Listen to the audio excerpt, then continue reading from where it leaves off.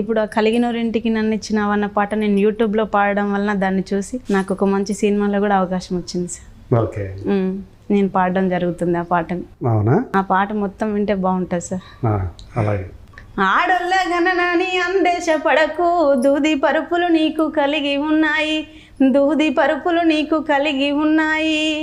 కొడుకుల్ల గణనాని కొంత మురువాకు, గోడ పొనుసులు నీకు పొంచి ఉన్నాయి, గోడ పొనుసులు నీకు పొంచి ఉన్నాయి.